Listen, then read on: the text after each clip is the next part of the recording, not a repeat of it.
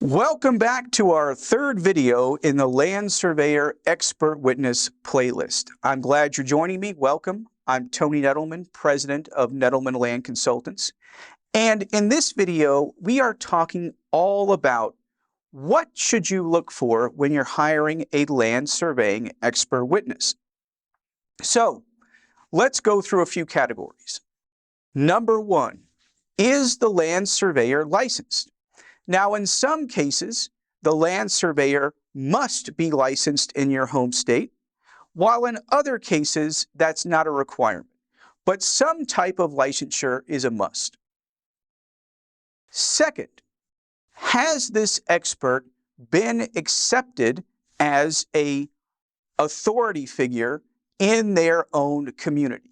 So what I mean by that is, has the land surveyor expert done any state society presentations? Has the land surveyor spoken at any national presentations, international presentations? I love giving papers. They're lots of fun, and it's a great way to really dive into an issue and get down to the nitty-gritty. In addition to just writing papers, you could author textbooks. How about going to or serving on boards of state, national, and international land surveying associations? Years ago, I joined FIG, the Federation of International Geographers. They're the oldest group of international surveyors, or really any surveyors in the world. And it's a spectacular organization. Lots of fun, get to see your friends once a year. So when you get accepted as a member, a board member, a commission chair at these, it shows a lot of respect towards you. And, these organizations are putting trust in your knowledge. Great way to prove you've been accepted. Third, publications. I think of publications in three buckets. So the lowest is like trade journal. You write for XYHT, American Surveyor. These are like monthly magazines. They're lots of fun. I've written articles multiple times. It's a great place. But one higher up is the peer review journal.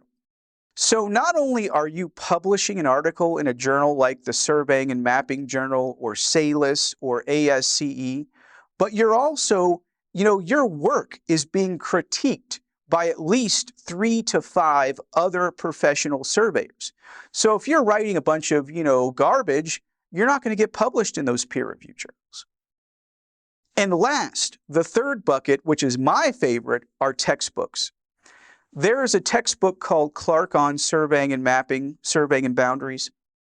It's been published since 1922.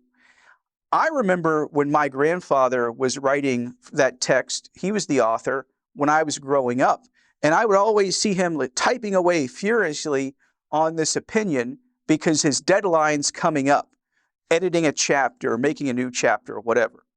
And a couple of years ago, I was really blessed by being offered the authorship position of Clark, and it's been a fantastic learning experience. Other textbooks like Brown's, Evidence Procedure, Elementary Surveying, these are like the seminal text of the profession.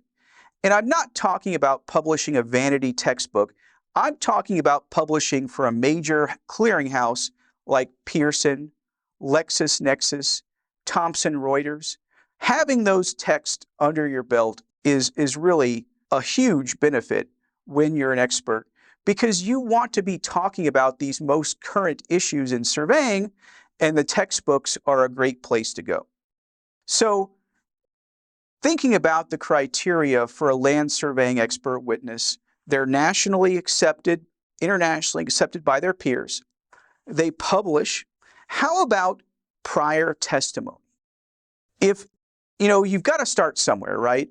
I remember my first case, I testified in Florida, and it was kind of nerve-wracking because I wasn't 100% sure how well I'd perform. But after testifying dozens of times over the past decade, you get in this rhythm.